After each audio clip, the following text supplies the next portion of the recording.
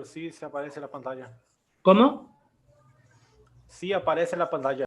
Perfecto. Bueno, vamos a comenzar entonces con este compilado, como yo les había dicho, sobre ecografía. Vamos a ver lo que nosotros llamamos ecografía de pequeñas partes. Fíjense que son órganos que todavía es como que escaparon un poco al estudio imagenológico que vimos hasta ahora, porque en este momento son resorte prácticamente de la ecografía. Entonces los aunamos en una clase, digamos, que el denominador común va a ser la utilización de los ultrasonidos para poder investigarlos. Habíamos dicho ecografía, como se llaman habitualmente, de pequeñas partes, por el tamaño, por el volumen o por la ecogenicidad similar. Recuerden, la ecogenicidad es la propiedad de cada estructura anatómica corporal de generar ecos. Rápidamente lo recordamos, habíamos visto allá al principio, cuando nosotros vamos a hacer una ecografía, cuando se coloca el transductor sobre el paciente, vamos a emitir ultrasonidos que gel mediante, etcétera, van a penetrar en el paciente hasta que lleguen, hasta que choquen, digamos, al órgano en estudio, y ese ultrasonido va a rebotar, va a retornar en forma de eco. Y ese eco va a ser captado por el transductor y con el sistema de computación del equipo va a transformar esa señal acústica en una señal digital analógica, en una imagen, digamos. Vamos a comenzar con la ecografía tiroidea. Fíjense que cuando nosotros hablamos de ecografía a este nivel, es un estudio que nos permite penetrar, como dice, por imágenes en la intimidad de la estructura de la glándula tiroidea. Es un estudio cómodo para el paciente, de fácil realización, no es invasivo, ojo, eso es muy importante, y lo que sí, como decíamos siempre, es un estudio operador dependiente, ¿se acuerdan que lo habíamos comentado? La parte de mama también, porque la interpretación depende en gran medida de la experiencia, de la experticia que tenga el ecografista para que sea creíble su informe. Las estructuras más superficiales, dice, precisan para su estudio de haces ultrasónicos de mayor frecuencia que para el estudio de las estructuras profundas. Esta es una cuestión técnica, nada más. El estudio debe hacerse con transductores de 7.5 MHz para obtener cortes con una muy buena definición. No es importante esto, son nada más que consideraciones técnicas. De qué manera vamos a manejarnos con este tipo de estudio ecográfico. Fíjense que, por ejemplo, vamos a decir lo siguiente. ¿Qué nos va a informar la ecografía acerca de la tiroides? El tamaño de la glándula, que es muy importante, la ecogenicidad que tiene, es decir, esa propiedad de generar ecos. Estudiar si hubieran áreas nodulares nos puede servir como punción, como guía, perdón, para hacer punciones de aspiración con aguja fina. Eso lo vamos a tener registrado como PAF, quiere decir, como ustedes ven acá, punción, aspiración con aguja fina, por supuesto, para un estudio citológico o lo que fuera. Vamos a ver que lo que les decía recién, la ecogenicidad es la capacidad de los tejidos de responder al ultrasonido o de generar ecos. Ecogenicidad. Está en relación con la densidad de cada estructura, por supuesto, y el contenido que tenga en agua o líquido en general de ese tejido. Recuerden que el ultrasonido se propaga, viaja perfectamente en los medios líquidos. Cuando estudiamos, en tiroides áreas nodulares, fíjense que es muy importante porque esto se va a traducir después en determinadas patologías. ¿Qué nos va a dar, qué información nos va a dar la ecografía en tiroides sobre las áreas nodulares? El tamaño que tienen los nódulos, qué límites tienen, de qué naturaleza son, cómo es la estructura, qué contenido tienen, están vascularizados, cuánto, sí, no, mucho, poco, etcétera. El número, cómo van evolucionando, etcétera. Fíjense que también nos va a servir, decíamos, la ecografía a nivel de la glándula tiroidea como guía ecográfica para la punción, aspiración para extraer material. Digamos, pueden obtenerse una muestra de células, de líquido, para hacer después el análisis citológico, y su principal utilidad, como les dice acá, es la de obtener en pocos minutos datos valiosos para averiguar alguna alteración o alguna enfermedad de esta glándula. Detectar si está enferma o no y, dentro de lo posible y de su especificidad, de qué patología, de qué enfermedad se trata. También diferenciar patologías que puedan aparecer como parecidas, digamos, entre sí. Evacuar quistes, por ejemplo, cuál es la intervención operatoria que hay que hacer en ese paciente, no operar innecesariamente, y también, por supuesto, estudios citológicos del material extraído de esta glándula tiroides. Vamos a las imágenes para tener una idea. Fíjense, muy importante, recuerden, el informe. ¿Por qué? Porque siempre dijimos lo siguiente: de las imágenes que nosotros vamos a tomar con los distintos métodos de diagnóstico por imágenes, el método ecográfico seguramente es el que nos da una imagen menos anatómica. Si nosotros hablamos de una radiografía, de un tomo, ni hablar de una resonancia, muchas veces las imágenes son dibujos anatómicos. En la ecografía esto no sucede. Tenemos que ubicarnos donde estamos viendo, y de ahí la importancia de que sea operador dependiente el estudio, y es un estudio que realmente, una técnica que realmente tiene valor cuando se hace o se la aprecia en vivo y en directo. ¿Se acuerdan que eso decía en tiempo real? Durante la realización del método obtenemos los datos más significativos.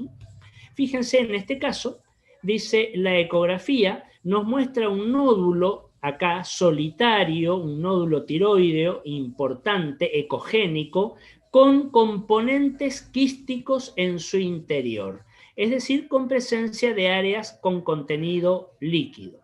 En este otro caso, nos muestra, dice, una gigante y heterogénea glándula en el caso de un bocio multinodular. El bocio es el agrandamiento de la glándula tiroidea, que puede llegar a tener distintos volúmenes, distintas dimensiones, dependiendo de la afección que tenga. Cuando ustedes ven en una ecografía estas líneas de puntitos blancos, fíjense, por acá se ve una, por acá se ve otra, eso es nada más que una metodología por parte del equipo para cuando queremos medir alguna estructura.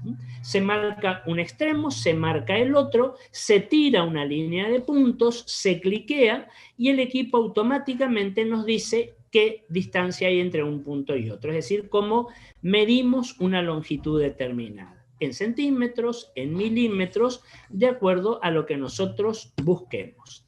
¿Qué otras imágenes? Por ejemplo, acá nos dice una tiroides agrandada con una ecogenicidad disminuida. Fíjense, esto nos dice típica de un proceso inflamatorio, como es la tiroiditis de Hashimoto, pero para interpretar esto tiene que ser en tiempo real y por una persona que interprete esta ecografía tiroidea como corresponde. Fíjense que muchas veces el médico va a estar dependiendo del informe del operador. Volvemos a decir, es un estudio operador, un método operador dependiente. Acá también nos muestra una tiroiditis de Hashimoto en un pequeño lóbulo tiroideo heterogéneo, pero con una disminución de la ecogenicidad. Disminución de la ecogenicidad porque en este área se están manejando o se están generando una menor cantidad de ecos. Fíjense esta otra imagen, una ecografía longitudinal, es decir, cortando a lo largo la tiroides. Nosotros con ecografía podemos cortar en distintos planos según nos interese, donde nos muestra esto que está acá, que está descrita, fíjense acá en el informe, como una masa tiroidea sólida que tiene un anillo hipoecogénico, esto que está acá. Muy típico, dice, de un adenoma tiroideo. Un adenoma tiroideo es un tumor benigno de la tiroides. Y dentro de todo este área tumoral fíjense, aparece esto que está acá, una pequeña imagen que corresponde a un pequeño quiste dentro del tumor, dentro de este adenoma tiroideo. Fíjense el refuerzo posterior y demás. Acá tenemos entonces un pequeño quiste, líquido por supuesto, dentro de este área sólida que corresponde a una masa tiroidea compatible con un adenoma tiroideo. Otras imágenes, fíjense esta que tenemos por acá, una ecografía en un corte longitudinal a nivel del lóbulo tiroideo izquierdo. Les vuelvo a repetir, si no damos estas especificaciones, estamos totalmente perdidos de dónde estamos ubicados. Por eso decíamos, es operador dependiente y tanto dependemos del informe que nos haga el ecografista, que haya visto el estudio, que lo haya realizado en tiempo real. Acá nos muestra, dice, una masa sólida, esto que está por acá, debido a un carcinoma medular de tiroides, en esta zona que está acá. Obviamente, diagnóstico de certeza lo va a dar la anatomía patológica, que seguramente vamos a obtener el material citológico a través de una punción, aspiración con aguja fina, bajo control ecográfico. ¿Por qué? Porque si yo entro a ciegas con la aguja, yo no sé dónde estoy pinchando y yo no sé si llego al punto que quiero sacar las células. Puedo pinchar un área normal de la tiroides, mando a analizar y lógicamente ¿cuál será el resultado del patólogo? Normal. Yo tengo que tener la certeza que con la aguja llegué al área que me interesa para tomar material y eso sí va a ir a citología. ¿De acuerdo? Acá también tenemos una masa hipoecogénica, acá la tenemos, irregular, con algunas pequeñas calcificaciones en su interior que dice corresponden a un carcinoma papilar. Obviamente, todos estos diagnósticos que acá ponemos, carcinoma medular, carcinoma papilar, son diagnósticos post-citología, obviamente. Esta es la imagen que a nosotros nos puede dar un tumor a nivel tiroideo. Bueno, muy bien. Me esperan un minutito, voy a cambiar porque las tengo fraccionadas a estos estudios ecográficos. Un segundito, ya continuamos.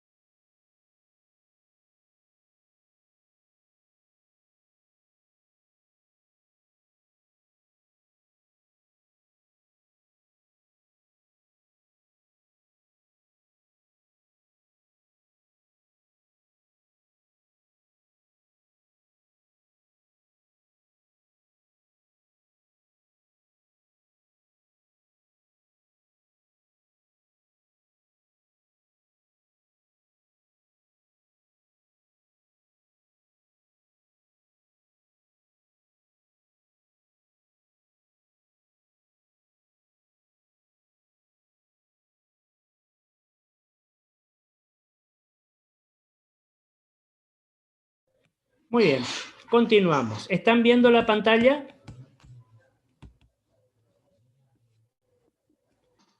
¿Estamos compartiendo la pantalla? ¿La están viendo? Sí, doctor. Sí, doctor. Bueno, muy bien. Vamos a pasar ahora a otro tipo de ecografía que también tiene que ver con las pequeñas partes, que es la ecografía testicular. Hoy en día al testículo se lo estudia de preferencia con ecografía. No existe la radiografía de testículo. Por favor, no la pidan, porque eso no existe, como por ahí nos solemos encontrar con ese pedido. Aparte, piensen ustedes, todo lo que tiene que ver con la radioprotección es imposible. No es necesario. No nos dan los resultados que a nosotros nos interesa. Para el estudio por imágenes del testículo, vamos directamente a la ecografía. Fíjense, nos dice, descubre casi el 100%, esto primero, obvio, porque es un poco lo que ya habíamos dicho, sirve para investigar diversas alteraciones de los testículos, otras estructuras relacionadas, descubre casi el 100% de los tumores y permite diferenciar casi un 100% de las masas que están dentro del testículo que realmente sean tumorales o no.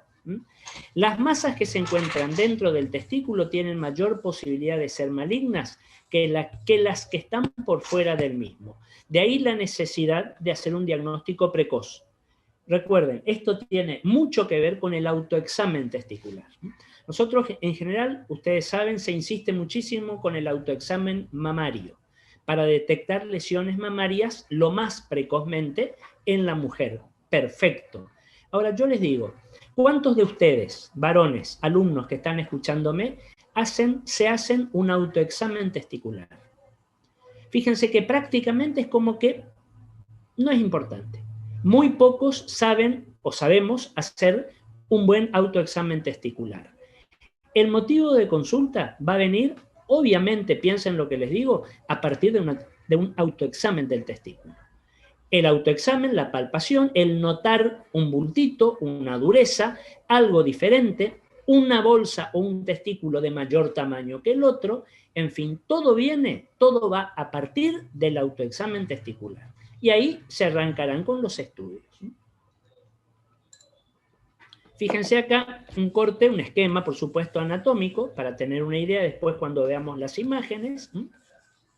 Las bolsas con las distintas capas que tienen, el testículo, esta formación que está acá muy característica, que es el epidídimo, conducto deferente, por supuesto, la cola del epidídimo, y lo que tiene que ver con el testículo en sí mismo. En el autoexamen testicular siempre conviene, es necesario, por supuesto, saber palpar el epidídimo. No confundir el epidídimo con otra formación orgánica que pueda llegar a perdernos, digamos. Los transductores que se utilizan, bueno, no importa, permiten lograr un excelente contacto con los testículos, así como también con los tejidos superficiales. ¿Cuáles son los hallazgos que a nosotros nos va a permitir obtener la ecografía testicular? Son numerosas las patologías que pueden afectar al testículo y sus estructuras circundantes. Las cubiertas, las túnicas, el epidídimo, etc. La gran mayoría pueden ser diagnosticadas mediante ecografía y lo que les decía recién, la clínica, la palpación testicular. ¿Cuáles son los trastornos más frecuentes que pueden llegar a haber? Anomalías congénitas, hidrocele, la torsión del cordón espermático, las consecuencias que pueden dejar algunos traumatismos del escroto o del testículo, procesos inflamatorios, varicocele, tumores y quistes testiculares. Es digamos, un espectro bastante amplio en cuanto a la patología. Fíjense, vamos a algunas imágenes, para ir viendo las imágenes. Observen esto que está acá. Un hidrocele dice manifiesto con un testículo normal. Este es el testículo. Fíjense la forma que tiene, forma ovoidea. ¿Qué es forma ovoidea? ¿A qué hace alusión? A forma de huevo. ¿Qué es un huevo? Un óvalo deformado. Un óvalo que tiene un polo diferente al otro en cuanto a su curvatura. Por eso se parece a un huevo. Piensen ustedes cuál es el nombre vulgar con que habitualmente nos referimos a los testículos. Nada más exacto y pertinente, porque la forma del testículo es la forma de un huevo. Es una estructura ovoidea. Todo esto que está acá es el líquido que tiene que ver con el hidrocele. En este otro caso, fíjense, un hidrocele tabicado, acá está el testículo, rodeado de todo este líquido que tiene que ver con ese hidrocele. En este otro caso, fíjense, un testículo atrófico. Esto que está acá es el testículo. Este es el huevito de este paciente. Fíjense el tamaño. Todo lo demás es el hidrocele. ¿Qué es hidrocele? Presencia quística, presencia de líquido alrededor del testículo. El hidrocele es una patología muy frecuente. La vamos a encontrar frecuentemente en muchas situaciones.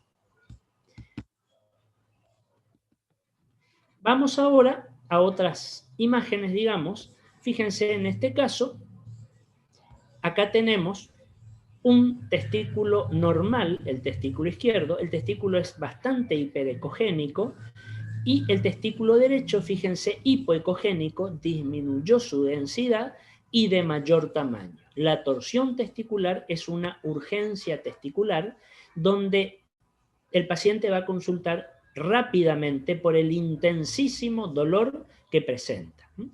En el caso de una torsión crónica, el testículo pequeño va a tener un parénquima heterogéneo. Fíjense, volvemos al tema de la forma, de la ecogenicidad que va a tener habitualmente el testículo. Una epididimitis aguda, acá, en este caso. Un testículo normal, que es este es el testículo con su forma ovoidea, y miren este epidídimo, marcadamente aumentado de tamaño. No existe en condiciones normales esta relación de tamaño entre el testículo y el epidídimo. El epidídimo es chiquito. Se va a tocar en una buena palpación testicular, se palpa el epidídimo, como un cordoncito, como una saliencia, digamos, sobre el testículo, que a la palpación fina es como que se separara del testículo. Fíjense, en este caso, este epidídimo tiene casi la mitad de tamaño del grosor del testículo. Con un pequeño hidrocele también. El hidrocele es una reacción inflamatoria, es líquido inflamatorio que va a acompañar una serie de patologías.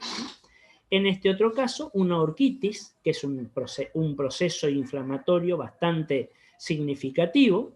Una ecografía normal, dice, con una imagen hipoecogénica acá que simularía un tumor. No lo es solamente un proceso inflamatorio significativo como es la orquitis. Algunas patologías suelen traer como secundariamente orquitis, la tuberculosis, la paperas, la parotiditis y demás. Un varicocele. Fíjense, múltiples elementos vasculares por detrás del testículo. Acá está el testículo. Fíjense la forma, el tamaño, la ecogenicidad, pero por detrás, acá, esta gran cantidad de pequeñas formaciones de aspecto quístico, digamos, superan los 2 milímetros, múltiples, aumentan su calibre en posición de pie y en valsalva. El paciente que tiene un varicocele, lo característico va a ser que necesita sentarse o acostarse cada tanto, porque el estar de pie por la presión incrementa la presencia o la molestia dada por el varicocele. La maniobra de Valsalva obviamente va a producir lo mismo. Fíjense, en este caso, acá tenemos el testículo y un pequeño tumor clínicamente oculto, no se palpaba. Un nódulo bien delimitado con una buena conducción acústica que tiene que ver con un seminoma necrosado. Todo esto es el testículo y acá está el tumor dentro del testículo. Cuando hablamos de seminoma, recuerden, es un tumor que tiene una altísima morbimortalidad. Por eso la importancia del diagnóstico precoz, la importancia del autoexamen testicular. Sobre todo, para este caso en particular, en los varones jóvenes. Recuerden cuál es la incidencia del seminoma. Es el tumor que va a afectar a varones jóvenes, que edad entre 25 y 30 años. Y justamente por la edad del paciente joven, el proceso suele ser mucho más agresivo, con una sobrevida que no es para nada alentadora. Como siempre decimos, diagnóstico precoz. En este caso, vuelvo a insistir que va a venir a partir del autoexamen testicular responsable y periódico. En este caso, una masa maligna en el testículo izquierdo. Esto que vemos por acá, que está marcado, es la vejiga, no importa. Muy bien, una masa maligna a este nivel entonces. Recordar la patología testicular en su gran mayoría, la patología tumoral testicular en su gran mayoría es patología tumoral maligna, por lo que necesitamos llegar lo más rápido posible. En este caso, múltiples quistes simples dentro del parénquima testicular con todas las características propias de la señal que nos va a dar un quiste. Contenido líquido, el refuerzo posterior, etcétera, etcétera. Esto es lo que nos va a aportar la ecografía testicular. ¿Se acuerdan las imágenes? Perfecto. Lo que no se pueden olvidar es indicarle al paciente el autoexamen testicular, enseñarle a hacer, léanlo, yo por una cuestión de tiempo y porque exceda los contenidos de la materia, acá no lo puedo dar, pero eso lo pueden leer en cualquier lado. Háganse a la costumbre de hacerse autoexamen testicular y enseñar a sus pacientes. Y si el paciente viene con alguna consulta sobre alguna alteración, algo que se palpó, dolor o lo que fuera en el testículo, directo a ecografía, no pierdan tiempo. Ese es el método que hay que indicar, la ecografía testicular. Muy bien. Un segundito, cambio de power. Un segundito, como les dije recién.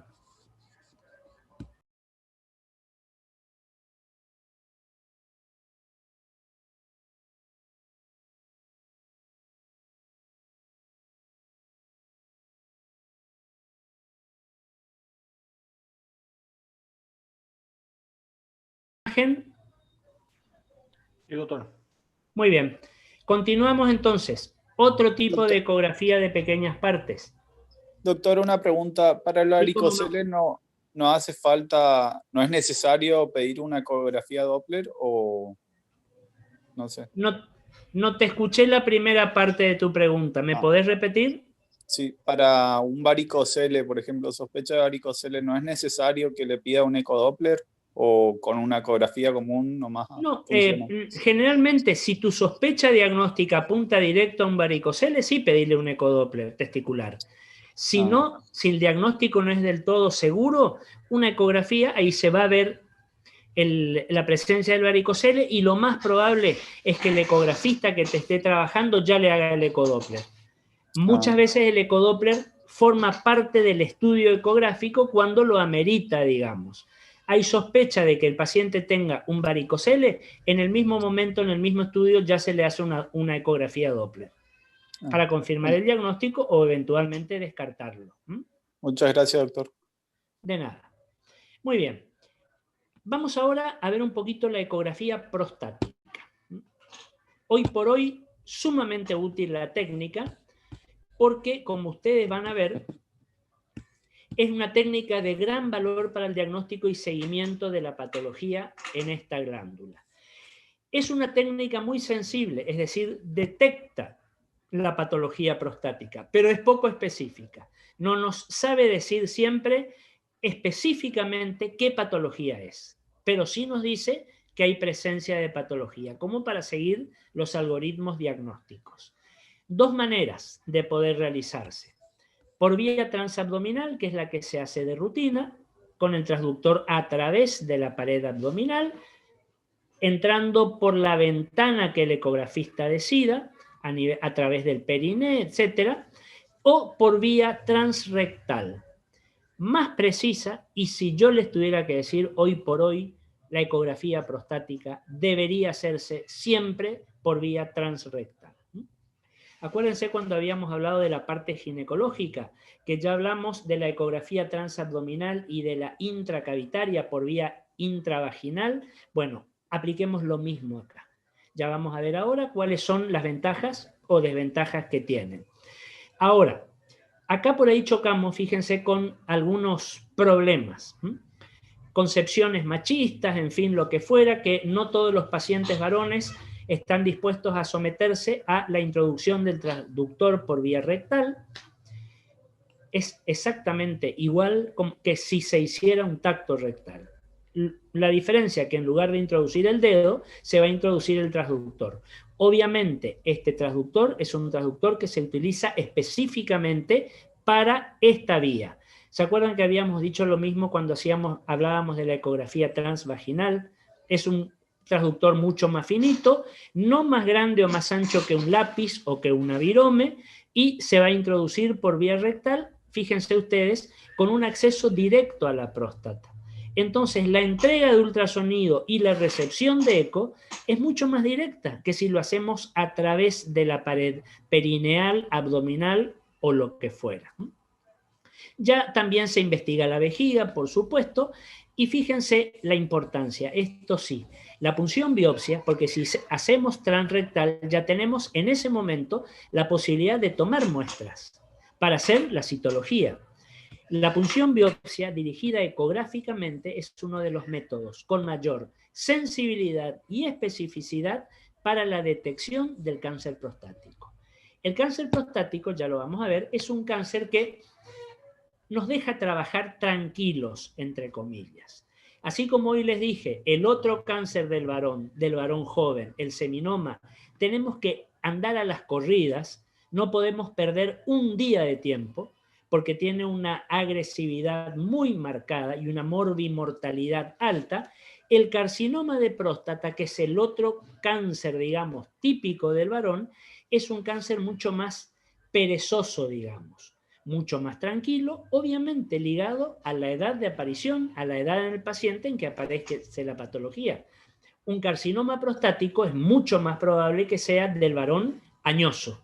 Como persona añosa tiene una sobrevida mucho más, digamos, perfecta, estudiada o lo que fuera, porque los procesos tumorales son menos agresivos. Así de sencillo. Acá tenemos una imagen de la próstata, fíjense por acá, donde tiene forma de castaña, decíamos, o un triángulo achatado, más o menos 20 o 25 gramos, mide 3 por 4 por 2 centímetros en el hombre adulto, más o menos el tamaño justamente y la forma de una castaña. Está ubicado en el lecho o nicho prostático. Bueno, esto es nada más que anatomía. Fíjense la relación anatómica de la próstata, que está inmediatamente por debajo de la vejiga. ¿Se acuerdan cuando estudiábamos la parte de aparato uroexcretor? Que decíamos el estudio de la cistografía para ver si la próstata aumentada de tamaño elevaba el piso. Bueno, acá tienen, fíjense dónde está ubicada la próstata en relación a la vejiga. ¿Cuáles son las indicaciones de la ecografía prostática? Número 1, detección precoz del cáncer. Un supuesto cáncer, un posible cáncer. Se hace seguramente después de un tacto rectal anormal. En algún caso descarta una causa benigna también, que puede ser un cálculo prostático, un quiste, en fin. En paciente que ante la fosfatasa ácida prostática está anormal, bueno, investiguemos la próstata. Como guía de biopsia, siempre recomendable la ecografía para no entrar a ciegas. Independientemente del motivo de su práctica, dice, es imprescindible en caso de lesiones visibles pero no palpables. Para estadificar el cáncer, en casos de enfermedad inflamatoria rebelde al tratamiento médico, esas prostatitis crónicas, tórpidas, largas, que el paciente no termina de curarse, para evitar que pase a un proceso inflamatorio más complicado, como puede ser un absceso, como puede ser un flemón, etc. Esas son las indicaciones. Vía de abordaje, lo que recién les decía. Transabdominal o suprapúbica. Nos ubicamos por donde vamos a entrar con los ultrasonidos. Es la más usada, la más fácil de realizar, pero los resultados no son tan satisfactorios como la otra. Se requiere de una ventana acústica, es decir, el paciente tiene que tomar líquido para que la vejiga llena de orina nos actúe como una ventana para poder entrar los ultrasonidos. La otra vía, la transrectal, es la vía más sensible y la que mejores resultados nos muestra. Sin embargo, no es la indicada de rutina. La mayoría de las veces porque el paciente no siempre está dispuesto a someterse al estudio. Está también un poco en nosotros, médicos, explicarle las ventajas del método y todo lo que se puede avanzar con él mismo. Paciente en decúbito lateral del lado izquierdo, la pierna derecha semiflexionada, se introduce el transductor tubular, siempre cubierto con un preservativo lubricado, lo mismo que decíamos, ¿se acuerdan?, cuando hablábamos de la ecografía transvaginal. Por una cuestión de asepsia. se pone un preservativo lubricado, aparte para poder introducir bien el transductor, y después que se terminó la ecografía, se saca y se desecha el transductor. ¿Con qué nos podemos encontrar? Fíjense, una próstata normal dice por vía transabdominal. Esta es la vejiga, la ventana acústica, y acá está la próstata. Forma, tamaño, digamos, de castaña por debajo de la vejiga urinaria. Una próstata normal, acá por vía transabdominal, otro corte nada más. Esta es la vejiga, estamos entrando desde arriba, la vejiga nos hace de medio líquido para poder abordar la próstata, y acá tenemos también una próstata normal. Normal en tamaño, normal en ecogenicidad, una próstata normal. ¿Qué patologías podemos encontrarnos habitualmente? La hipertrofia prostática benigna, muy ligado a procesos inflamatorios. El cáncer prostático, las prostatitis y otros mucho menos frecuentes. La hipertrofia, que no quiere decir cáncer, por ahí es un gran adenoma, el cáncer prostático, el carcinoma de próstata, o los procesos inflamatorios como ser las prostatitis, que son, digamos, bastante frecuentes. Esta hipertrofia prostática benigna, dice, siempre ocurre en la glándula en la región interior. El 95% en la zona transicional. La zona central y periférica generalmente no aparecen. Estas ya son más detalles, digamos. La glándula interna, la porción interna de la glándula que tenga esta hipertrofia, va a ser, digamos, visualmente separable de la otra parte que está comprimida, que está distorsionada. Puede aparecer como un único foco, bien delimitado, un adenoma, como les comentaba recién, como múltiples focos, como una hipoecogenicidad heterogénea, como si fueran áreas quísticas. Podemos tener, seguramente va a haber un aumento del volumen prostático, y muchas veces van a tender a terminar formando nódulos, con una sintomatología determinada, con una clínica determinada, y lógicamente el seguimiento ecográfico que corresponde. Una hipertrofia prostática benigna, dice, todo esto que está acá, a expensas de un gran adenoma heterogéneo. Una hipertrofia prostática benigna con, fíjense, estas imágenes hiperecogénicas que corresponden a calcificaciones de la cápsula prostática. En este otro caso, fíjense, en la próstata tenemos estas imágenes ecogénicas que corresponden a nódulos. Volvemos a lo que hoy les decía. La ecografía nos da imágenes poco anatómicas, porque yo les digo, esto es próstata, o les puedo decir esto es testículo, o esto es otro órgano, y si no estamos muy al tanto de la cuestión, no podemos diferenciar. Volvemos al tema de estudio operador dependiente, recuérdenlo. El cáncer prostático se va a originar el 80% en la porción externa de la glándula. Una mucho menor porcentaje en la zona central, 7-1. Un 35% de los cánceres extendidos al momento del diagnóstico, un 35%, y la supervivencia a los 5 años es del 75%. Volvemos al tema de la importancia del diagnóstico lo más precoz posible. Fíjense, la frecuencia del cáncer de próstata es muy notoria. En autopsias se determinó que el 40% de los hombres de más de 60 años, en el 50% de los mayores de 70 y hasta en el 80% de los de 90 años, digamos, menor número de pacientes, por supuesto, poseían cáncer prostático. Algunos clínicos, otros desapercibidos. Y nos tiene que quedar en claro esto. la sensibilidad de la ecografía para la detección del cáncer prostático es del doble con respecto al tacto rectal. Yo les diría bastante más del doble. Porque el tacto rectal a nosotros nos va a permitir tener una idea del tamaño y del trofismo de la próstata, es decir, de la dureza de la próstata. No sé si alguna vez hicieron tacto rectal, pero es una sensación muy particular la de la próstata normal o patológica. ¿Qué consistencia tiene la próstata normal al tacto? Duro, elástica. Es decir, nosotros introducimos el dedo a través del canal rectal, una vez que introducimos la totalidad del dedo y levantamos, vamos hacia arriba a tactar, ahí está la próstata. ¿Qué consistencia tiene? Duro, elástica. Es dura, pero nosotros presionamos y es elástica. Fíjense, ¿cuándo nos va a llamar la atención? Cuando esta consistencia dejó de ser duro-elástica para ser una estructura dura, perdió la elasticidad. Duro en distintos grados de dureza.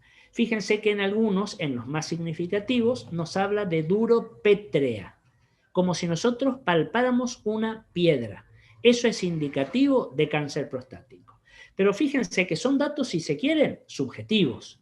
Si yo quiero tener el diagnóstico exacto, yo quiero la citología, en definitiva.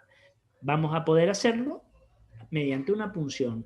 Y la ecografía prostática transrectal es la que mayor dato nos va a dar, mayor cantidad de datos nos va a dar, por supuesto. Un cáncer prostático anaplásico, dice, en un estadio avanzado, anaplásico. Un corte transverso. Fíjense, esto que está acá es el carcinoma prostático. La imagen de un cáncer prostático, una próstata heterogénea, sin delimitación de zonas por infiltración neoplásica, bordes irregulares, un estadio C, también indicativo de cáncer prostático.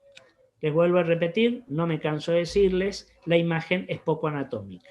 No es que sea una mala imagen, no, la imagen es perfecta, pero es lo que nos brinda la anatomía. Estudio que realmente tiene validez en el momento de la realización. Acuérdense, volvemos a lo de estudio en tiempo real y operador dependiente. Es importantísimo que el estudio sea indicado oportunamente y no nos dejemos estar. La otra indicación que habíamos dicho de la ecografía prostática, para las prostatitis. Pueden ser de dos tipos, la prostatitis aguda, que es la inflamación aguda de la próstata, con un cuadro evidente, agudo, fiebre, escalofríos, disuria muy importante, dificultad para orinar. Al tacto rectal la próstata está grande y dolorosa. Ecográficamente va a tener áreas hipoecogénicas, porque puede haber contenido purulento, exudado inflamatorio, y el problema sería que evolucione hacia un absceso. Todo esto ecográficamente se puede definir perfectamente. En la prostatitis crónica, fíjense, el dolor se hizo menos intenso, pero es más generalizado. Es lo que se llama dolor perineal. Es como que el paciente, fíjense, se acostumbró a convivir con el dolor prostático. En algunos casos no llega a ser un dolor referido por los propios pacientes, es más como una molestia, que se va a acompañar de disuria, dificultad para orinar, polaquiuria, el aumento en las micciones que va a tener el paciente, micciones por ahí que no son satisfactorias, pero que son frecuentes y repetidas. Puede haber hematospermia, el paciente que descubre en la eyaculación, en el semen, como si fueran hilitos de sangre, presencia de sangre. Eso es hematospermia, sangre en el semen. Al tacto, decíamos, bueno, puede tener distintas localizaciones, diagnóstico diferencial, obvio, con las atipías, con el cáncer prostático. ¿Qué hay que hacer? Ecografía prostática. Si se puede transrectal, la mejor. Hagamos transrectal. Una prostatitis crónica, fíjense en la imagen, un área heterogénea con algunas calcificaciones. Ojo, en un paciente de 32 años, Acá en este caso la edad del paciente nos hace pensar más en un proceso inflamatorio o infeccioso, una prostatitis aguda, por ejemplo, y no en un cáncer prostático por la edad del paciente. Otra prostatitis aguda, fíjense, una próstata con una ecogenicidad bastante heterogénea. Por acá hay unas imágenes que pueden simular presencia de calcio, pero fíjense lo que nos dice, simula atipía. Bueno, quiero diferenciar si es o no una atipía. Y llegado al caso, hacer una biopsia, hacer citología y definir si esto es inflamatorio, infeccioso, o si llegara a ser tumoral. Y acá tenemos, fíjense, el mecanismo de la punción prostática con guía ecográfica. Acá estamos entrando con el transductor. Fíjense, por vía rectal llegamos directamente a la próstata. Acá está la aguja colocada, una aguja de punción para aspirar contenido. Un método sumamente valioso para la detección, seguimiento y planificación quirúrgica del cáncer prostático. Preferentemente por vía transrectal, lógicamente, no vamos a entrar a la próstata para hacer una punción por vía transabdominal, es complicado. Se corren más riesgos aparte, mucho más rápida. Hay buen acceso a todos los lugares prostáticos que necesitemos. Generalmente se hace igual de rutina un tratamiento antibiótico 2 o 3 días antes y posteriores por cualquier complicación infecciosa o inflamatoria que pueda haber. ¿Qué complicaciones, mejor dicho, qué secuelas pueden aparecer? Esporádicamente que haya hematuria, es decir, presencia de sangre en orina, como consecuencia del procedimiento.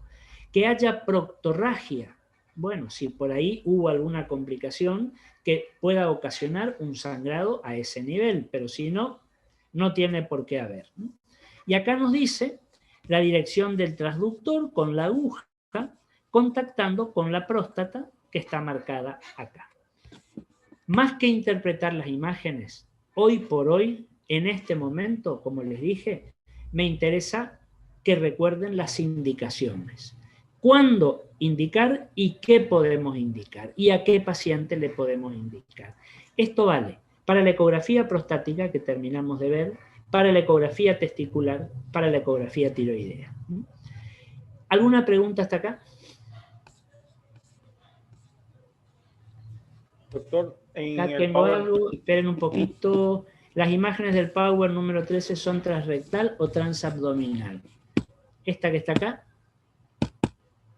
Esta que está acá. Estas son transabdominales, seguramente. El tema de ecografía, ¿de dónde está mejor leer? Yo les voy a pasar todo esto. Si no, el libro de San Román, el libro de Eleta, el que ustedes quieran, que son los que ya en un principio, al principio del año, habíamos dicho. Porque son los contenidos que ustedes tienen que saber. No hablemos de libros específicos de ecografía, porque tienden un poco más al posgrado. Si ustedes quieren, consulten lo que ustedes quieran, por supuesto. Pero lo que tenemos que saber sí o sí es esto que yo les estoy comentando. ¿De acuerdo? Bueno, ¿alguna pregunta hasta acá? Muy bien. Hoy, excepcionalmente, vamos a cortar acá. Yo tengo un compromiso ya en este momento que no puedo, ineludible. Así que vamos a cortar acá la clase. De la parte de ecografía de pequeñas partes nos queda la ecografía músculo-esquelética. La vamos a dar el lunes junto con la ecografía de la gestación como para completar nuestro tema de ecografía, digamos. ¿Alguna pregunta? Ya pasé los powers, todos los que utilizamos para esta tercera era, para que los tengan ustedes en la plataforma. De igual manera, el lunes nos volvemos a encontrar. Recuerden tener nuestra tercera era el día martes. ¿Estamos entonces? Gracias por la atención y nos vemos el lunes próximo a las 17 horas. Hasta luego, doctor, gracias.